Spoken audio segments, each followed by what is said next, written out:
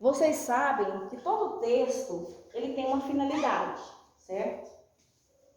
A gente pensa, quando a gente vai pensar em gênero textual, a gente tem que pensar na função social que esse gênero textual exerce. Então, todos os gêneros que circulam aqui na nossa sociedade, eles têm uma razão, eles têm um objetivo, eles têm uma finalidade. Por exemplo, se eu olho aquele cartaz, eu vejo ali uma propaganda, né? Uma propaganda falando o quê? Falando para o professor que o professor tem que ter certas atitudes em sala de aula, na escola, que serão o quê? Um espelho para os seus alunos. Então, de certa forma, está fazendo uma propaganda, está tentando conscientizar os professores nas práticas do dia a dia para que o corona, a doença, não propague, né? Esse vírus não realmente contamine entre si, entre nós aqui, que ele não circule, certo? Então, a intenção de uma propaganda é justamente trazer o quê? Trazer uma ideia, trazer uma conscientização para que a gente mude o nosso comportamento. Então, essa é a função social de uma propaganda. A gente sabe que o anúncio publicitário, ele também tem uma função social que é parecida com a propaganda, só que geralmente ele serve para vender um produto, um serviço, né? A propaganda trabalha mais com a conscientização, vender uma ideia, fazer com que a gente mude o comportamento da gente. Certo? A maneira de agir. Quando se trata de textos literários, a gente pensa que, de uma forma geral, os textos literários eles servem para o entretenimento, para a gente se divertir. Só que esse entretenimento também, às vezes, não é porque eu estou entretido que eu não vá fazer uma reflexão, que eu não vá me emocionar. Então, dentro desses textos literários, a gente vai, às vezes, sim, trazer, perceber ali dentro alguma coisa que está sendo dita, para a gente pensar sobre a vida, pensar sobre as situações que envolvem o dia a dia, né? Porque nós estamos tratando, inclusive, de uma crônica, que trata de quê? A crônica trata de situações cotidianas, ela trata de coisas que acontecem no nosso dia a dia.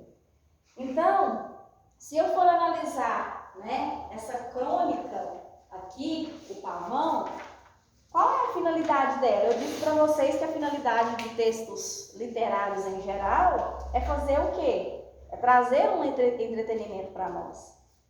Mas aqui a gente percebe que esse entretenimento também faz com que a gente reflita. E o autor, ele faz uma reflexão.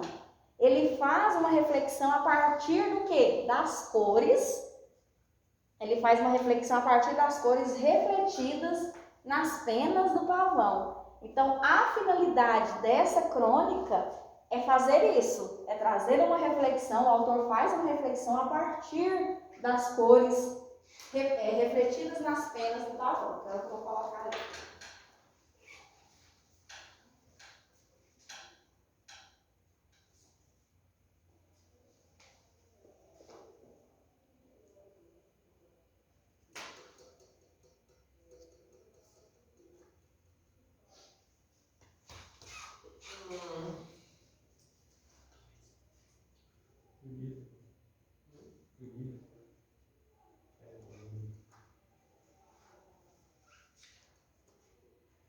Já viu hoje? Não, e ele não é. E hoje ainda tem uma. Eu acho que ela está subindo no vídeo, né?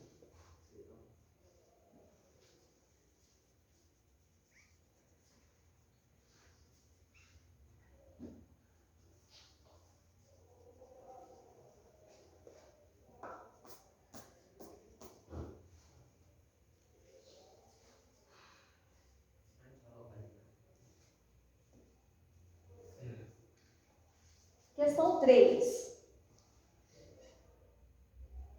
A questão 3 está perguntando para nós qual é o foco narrativo do texto.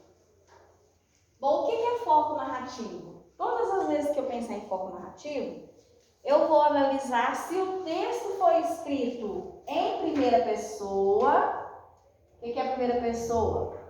Eu, do singular, né? Nós, do plural. Então eu vou pensar, esse texto foi escrito em que pessoa? Foi na primeira pessoa? Ou foi na terceira pessoa? A terceira pessoa qual é?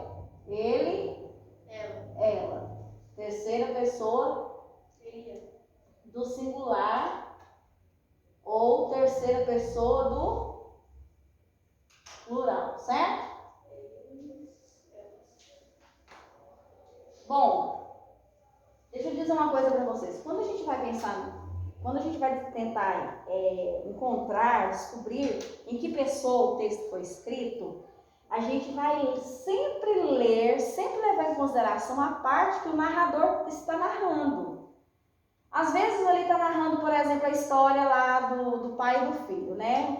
Por exemplo, o pai estava, eu começo dizendo assim, o pai brigou com o seu filho porque esse menino estava arrastando a cadeira.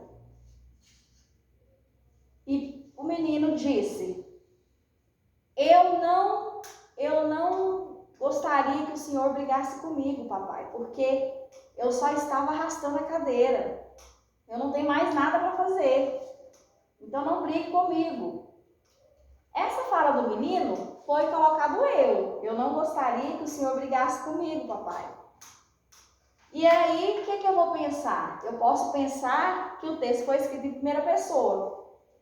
Mas eu não devo levar em consideração os diálogos para perceber se o texto foi escrito em primeira ou em terceira pessoa. Eu tenho que levar em consideração a parte do narrador.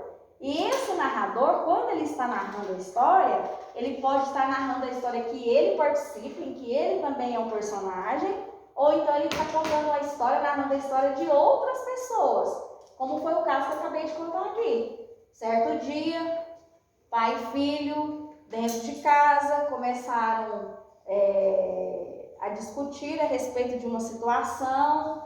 Quer dizer, quem que estava participando ali da história? O pai e o filho.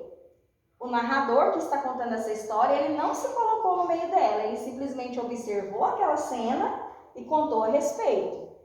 Se de repente ele deixar o personagem falar, se de repente o filho começar a falar ou o pai começar a falar e aparecer lá um travessão e aí o pai falar assim, ó, eu não quero que você faça barulho. Aí você vai entrar e falar, mas aqui o eu, então o texto foi escrito em primeira pessoa. Não foi, porque eu não vou levar em consideração o diálogo, eu não vou levar em consideração o personagem. Eu tenho que levar em consideração a parte que o narrador está narrando, a parte que ele está falando. Então, geralmente, essa parte não vai ter o diálogo, não vai ter travessão, que justamente é o que marca o diálogo. Então, eu tenho que levar em consideração a parte que o narrador está falando. Então, ele está lá, ele vai dizer certo dia,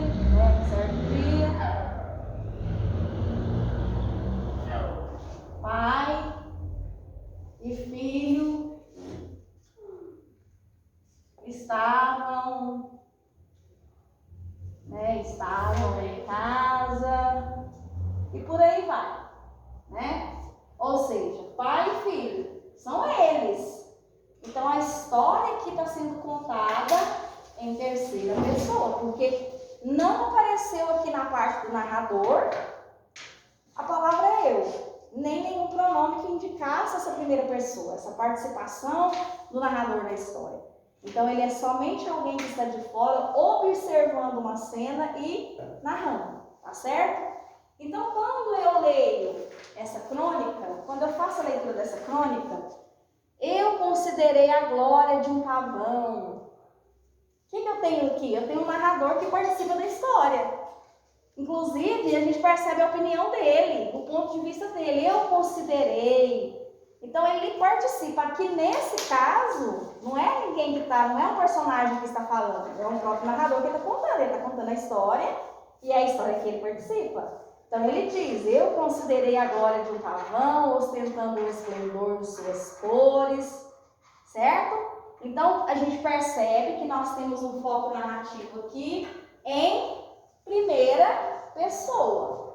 Se fosse um caso em que o narrador contasse a história de outra pessoa, seria foco narrativo em terceira pessoa.